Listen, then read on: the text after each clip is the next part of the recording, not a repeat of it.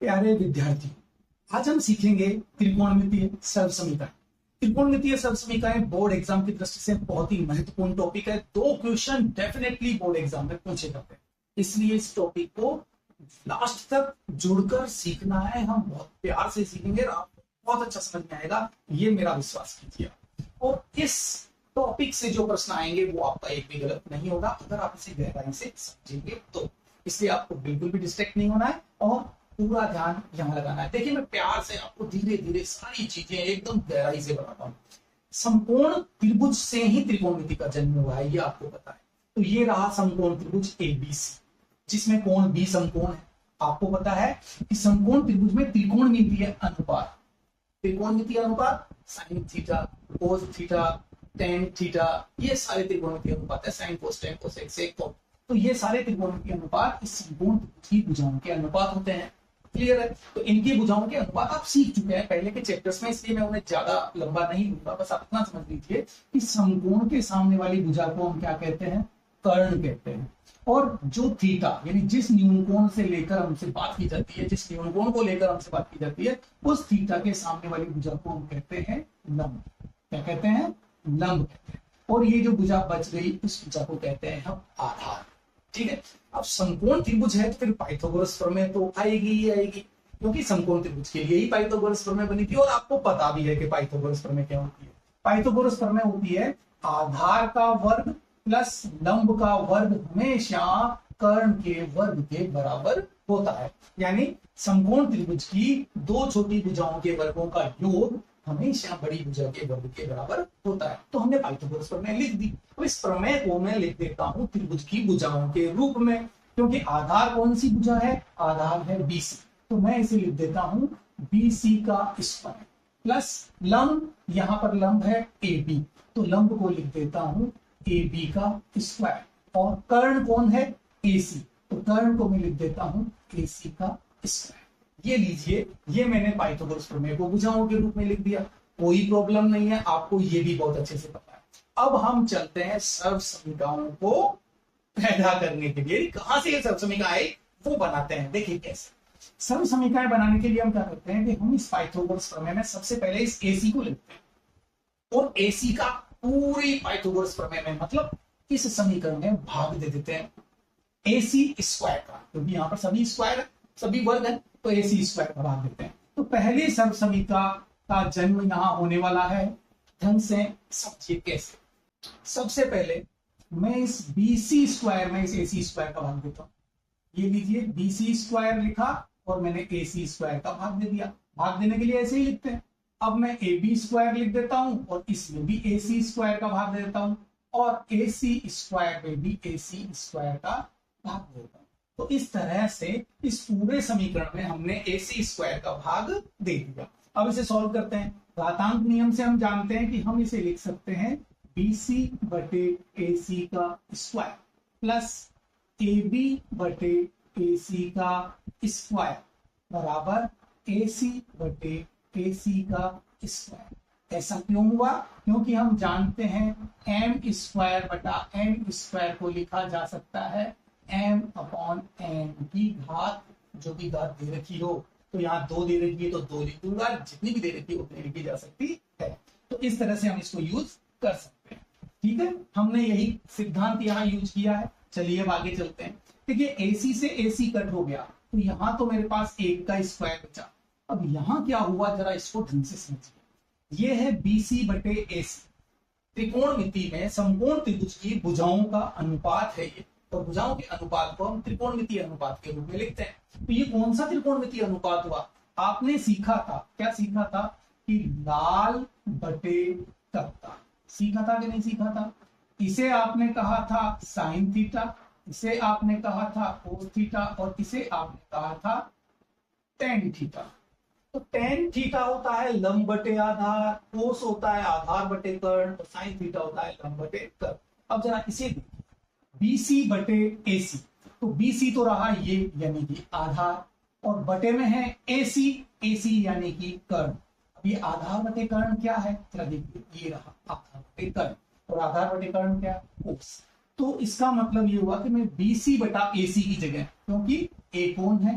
BC, कर्ण कौन है, AC। तो इस BC बटा AC की जगह मैं क्या लिख सकता हूं, कोस थीटा। तो लीजिए मैंने लिख दिया कोस थीटा, और ये स्क्वायर तो स्क्वायर मैंने लगा दिया, प्लस अब AB बटे AC को मैं क्या लिख सकता हूं, तो AB का मतलब है L, AB का मतलब है L, और बटे में AC, AC का मतलब है कर्ण। तो लंब बटे कर्ण क्या होता है, ये रहा लंब बटे कर्ण, ठीक है, लंब बटे कर्ण वो होता है साइन। इसकी जगह मैं लिख सकता हूं साइन थीटा। थीटा क्यों लिख रहे हैं, क्योंकि इस थीटा कोण के त्रिकोणमितीय अनुपात हम लिख रहे हैं। ये जो BC बटा AC है वो थीटा का त्रिकोणमितीय अनुपात है, इसलिए कोण हमने यहाँ पर थीटा लिखा। अब चलते हैं आगे। देखिए ये कोस थीटा का स्क्वायर का मतलब मैं इसे लिख सकता हूं कोस स्क्वायर थीटा, इसे लिख सकता हूं साइन स्क्वायर थीटा, और एक का स्क्वायर होता है एक। अगर मैं इसे और व्यवस्थित करना चाहूं तो बोलने की दृष्टि से ये ठीक रहता है, इसलिए लिख देते हैं sign square theta plus cos square theta बराबर एक। तो इस तरह से हमें प्राप्त होती है हमारी पहली सर्वसमीकरण। तो ये हमारी पहली सर्वसमीकरण मिल गई। देखिए ये बना कैसे था, आज समझ में आया होगा आपको। ये तो पता है कि पहली सर्वसमीकरण sine square theta plus cos square theta बराबर एक होता है, लेकिन क्यों होता है और कैसे होता है ये जवाब आपको आज मिल गया होगा। तो इसे अच्छे से याद रखिएगा कि sign square theta plus cos square theta बराबर एक होता है। ये हमारी पहली सर्वसमीकरण है, और अभी दो सर्वसमीकरण वो भी हम प्यार से सीख लेते हैं कि वो क्या है। अब हम सीखते हैं दूसरी सर्वसमीकरण। अब दूसरी सर्वसमीकरण कैसे बनी है, देखिए पहले सर्वसमीकरण के लिए हमने AC से भाग दिया था, अब हम AB से भाग दे देते हैं। तो चलिए AB का भाग देते हैं इस पूरे समीकरण। तो ये है मेरे पास BC स्क्वायर, मैंने भाग दे दिया AB स्क्वायर का। AB स्क्वायर में मैं फिर से AB स्क्वायर का भाग दे दूंगा, और AC स्क्वायर में भी मैं AB स्क्वायर का भाग दे दूंगा।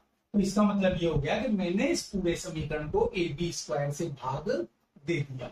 अब इसे आपको पता है जैसे हमने पहले लिखा वैसे ही लिख सकते हैं कि BC बटा AB का स्क्वायर प्लस AB बटा AB का स्क्वायर बराबर AC बटा AB का स्क्वायर।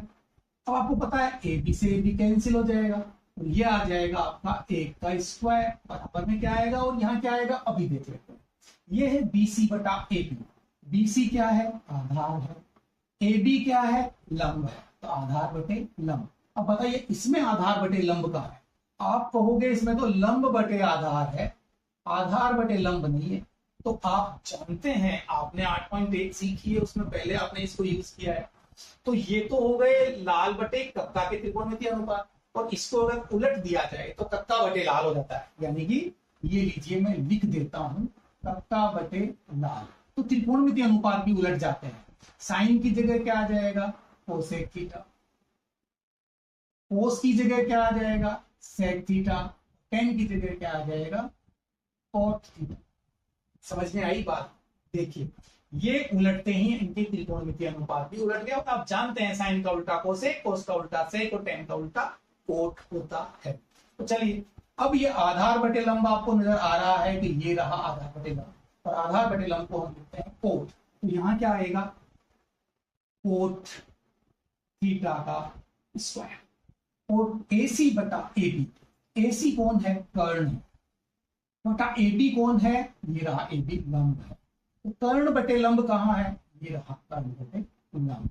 ये क्या हुआ, तो ये कोसेक हुआ, यानी यहां क्या लिखूंगा मैं, cosec square theta, sorry square तो हम बाद में लगाएंगे, कोसेक थीटा इसे लिखा, और ये स्क्वायर जब इसे खोलेंगे तो क्या हो जाएगा, ये तो हो गया cot square theta plus 1 is equal to 1 का स्क्वायर क्या होता है 1 कोसेक स्क्वायर थीटा। अब इसे आप चाहें तो ऐसे भी लिख सकते हैं कि 1 प्लस कोट स्क्वायर थीटा बराबर होता है कोसेक स्क्वायर थीटा। ये हो गई आपकी समीकरण नंबर 2।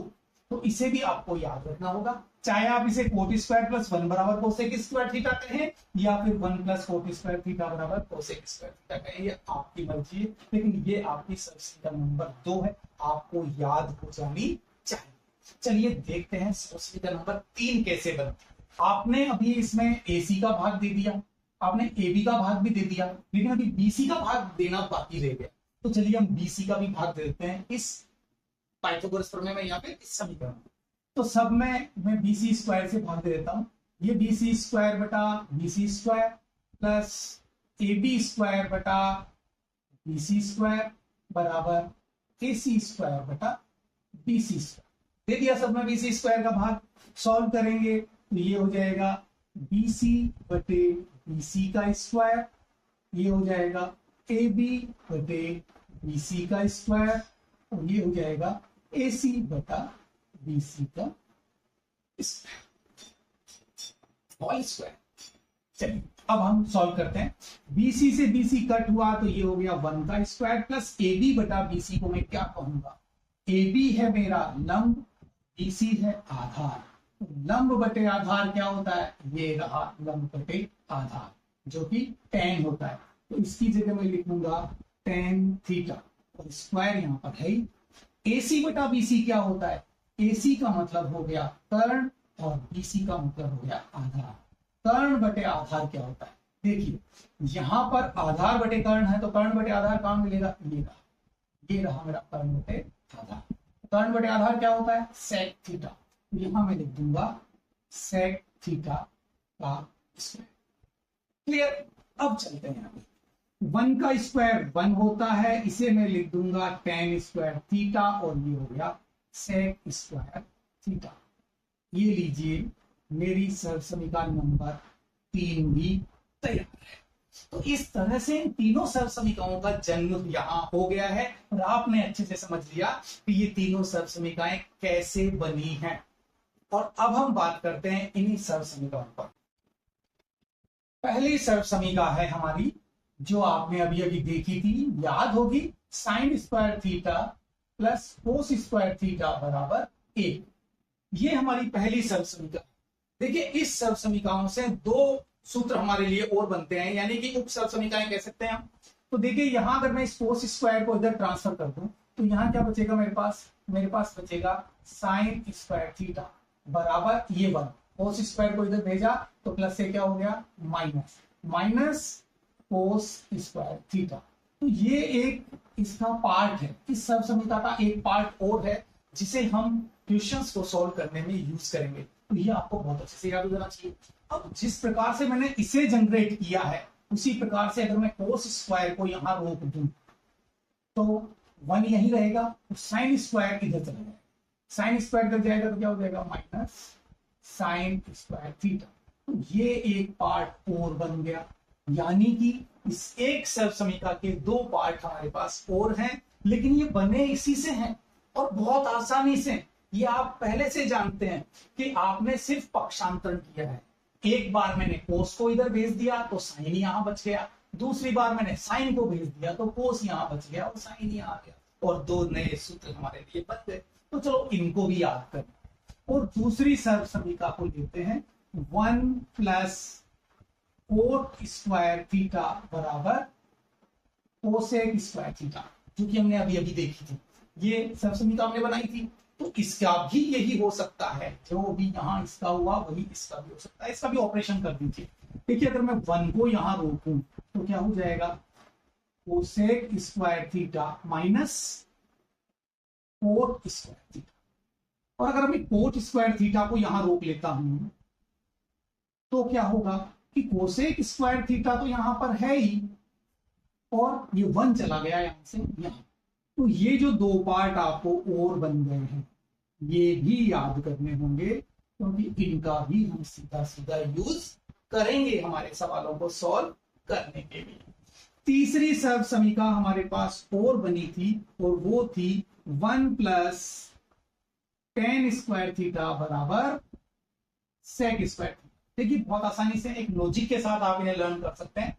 साइन प्लस कोस इसमें आ गया तो बचा कौन, कोट के साथ कोसेक आ गया और टेन के साथ सेक आ गया। 6 के 6 त्रिकोणमितीय अनुपात आ गए और कोई भी ओवरलैप्ड नहीं कर रहा।